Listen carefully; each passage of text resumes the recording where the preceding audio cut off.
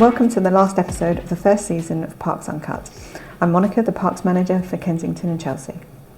Reflecting on this podcast, I realised I've been asking everyone about their backgrounds without actually telling you anything else about me. So I've been told it's my turn to share.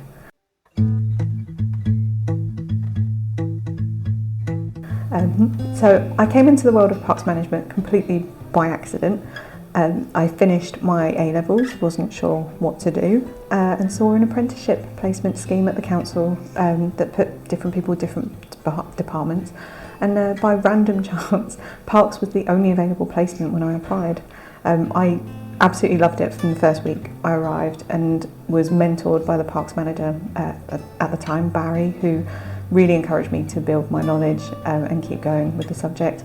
I've had so many opportunities to learn from different experts in the industry, as well as taking courses and seminars, and really develop myself. And then in 2019 I was appointed as the parks manager, and the rest, as they say, is history. I do need to give some credit to my husband, who is a brilliant horticulturalist, for teaching me so much about plants and having a lot of patience with me, answering when I ask what is that plant called again for the 20th time. And that really is the theme of our episode today. Not me badgering my husband, but looking back and reflecting on this podcast. I spoke to some of the people that we've met along the way and asked them what they're most proud of in the borough, and got a really, really great mix of responses, which I'll share with you now. David said that he's most proud of being part of a great collaborative team who bring enjoyment to visitors to our parks and open spaces. Jerry he's really proud that the parks have a kind of sense of romance about them that you feel really drawn to. Christian is really proud of the quality and range of facilities that we're providing, and that links to what Sarah said, which she's most proud of, the high quality children's playgrounds. In the past 2 years alone, we've fully refurbished 8 children's play areas, which is a huge achievement. Alice is really proud of the diversity of projects that we work on, with a wide range of collaborators, local charities, schools, community groups, volunteers and individual residents. And Billen said something really similar actually, which was that he thinks the community organisations in the borough who use the green spaces and help get more people into the parks makes him really proud. So it's just a really nice roundup of how people feel and what the different people we've met on this podcast sort of, I guess, get their personal enjoyment from in their jobs. For me, it's going out into the parks and seeing people enjoying themselves, breaking down barriers for people using our parks through things like changing places, accessible equipment, and it makes me really proud that we have that ingrained in our work and have the support to deliver it.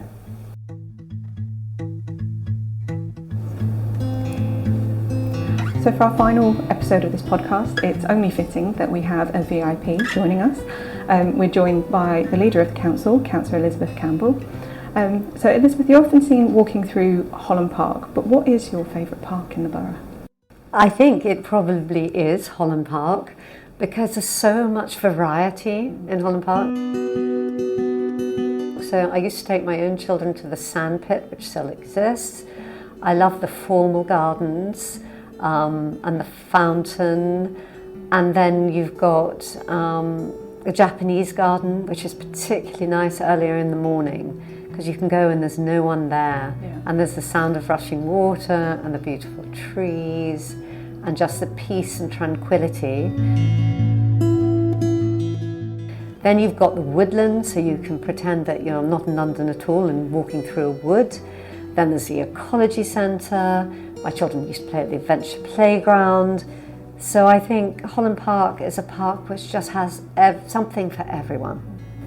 Yeah, definitely. We're incredibly lucky to have it, and it's really unusual to actually have a park like that sort of outside being a National Trust or an RHS site, with the kind of history of the estate and this unique layout. So yeah. Yes, I agree with you. I think it is something about, it's someone's house, and then you have the gardens to enjoy, and you don't have to do anything. The council does it all for you.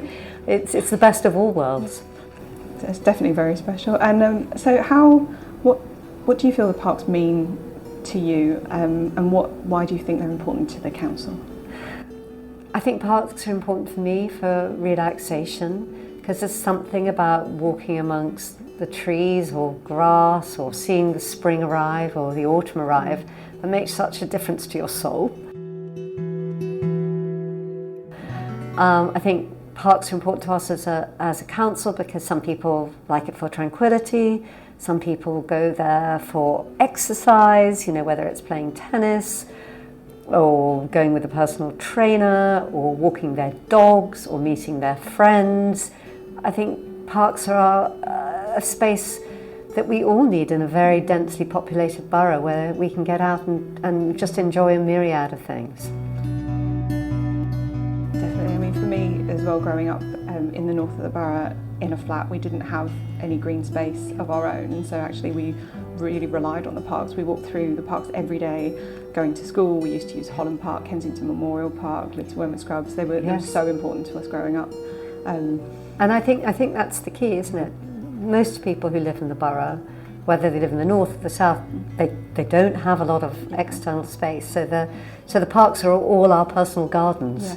Yeah. And if I had 4 children, and I spent so much time in St Luke's playground and park, and now the world has turned, and I'm there with my grandchildren, and it's a fabulous area, and it's a great place for meeting lots of people. I met friends in the park. You meet all sorts of people, and it's a real place where we all come together and use the parks. Definitely. It's that thing that everyone that comes into the parks, because they're free and they have so many, we've got outdoor gyms, we've got playgrounds, everyone walking into the park is equal. Yes. It's that equal access. Yes. There is no, there aren't barriers, the same barriers, I guess, to going into these places as there are for a lot of museums and other institutions where you have to pay. And so everyone walking through those gates exactly has the same facilities, the same access, the same quality. Yes, and I think people really respect that. So it's very, very rare that you go to a park and have people playing loud music or barbecuing or anything. And if you think about it, in the past, if someone said to you, let's allow these huge areas of green and we'll make everything nice and people can come and freely go. If you tried to do that now, everyone would say, oh, no, you can't do that. You might get all sorts of, And we're so lucky that that's been our heritage.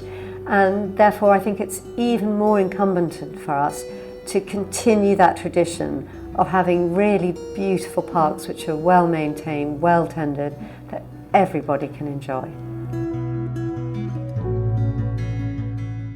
And so we have obviously I've worked here for a fair few years now, and we've had a long history of the parks being really well supported. So how is the council committed to supporting parks and green spaces going forward? I think we're 100% committed to our parks going forward, because I think if you live in a dense city, parks are one of the reasons that we all stay sane, and we need that. We need access to open air, we need access to clean air, we need access to exercise.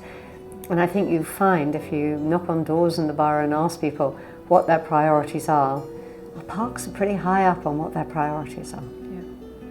Brilliant. Thank you so much, Elizabeth, for giving us your time today. This has been a really, really good chat. Thank you. Thank you. So we're also joined by Cllr Cem Kemahli, lead member for planning and public realm, who lives next to one of our parks, and we asked him what parks mean to him.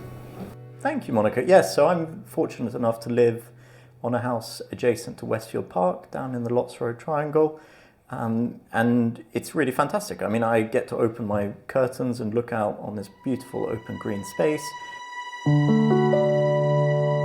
And in fact, it was just this time last year when I'd taken a photo to share with my colleague Emma, who's in charge with the parks, to say what a fantastic job the parks team were doing and how beautiful the park was looking. I'm remembering now that they were red tulips, and I'm wondering what we will have this summer. But I gather actually the parks team haven't stopped. They're now looking at doing a consultation to make Westfield Park even more beautiful, and I look forward to taking part in that consultation. I think the parks themselves are really wonderful. We saw during lockdown just how fantastic they were for residents and visitors alike. Our open spaces are so important to us. And in my park, we've got a fantastic kids' playground area. We've got a brilliant place for the dogs to walk, and actually the planting and the sort of open greenery is just really nice to wake up to and be able to look out of my window. So I'm very fortunate. But more broadly, I think everyone's very fortunate that we have these fantastically maintained parks here in Kensington and Chelsea, and it's something that we really support and we continue to back through the council. One of the things I really love about my job is that nothing we do is really finite. There is always scope and space to improve, to adapt and to be better. And looking to the future, we actually have some really exciting projects in the pipeline. We're rolling out a new planting palette for our street planters across the borough, which we've designed for year-round interest and biodiversity, and it will give us a kind of our own look and feel to our planting schemes. Make them instantly recognisable as being ours.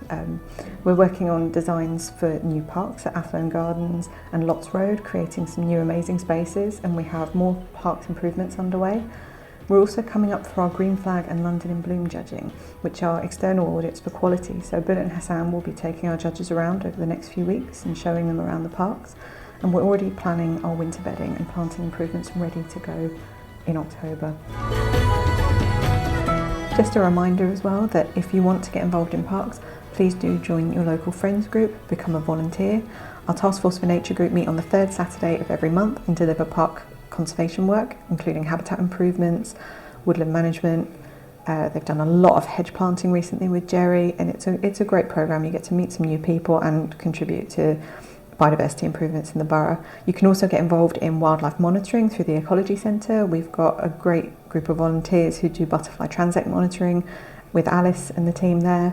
You can also join us on one of our many events. The Ecology Centre run a series of walks, including bird spotting, dawn chorus, bat walks, learning about moths and butterflies, or perhaps you want to perfect your tree identification skills.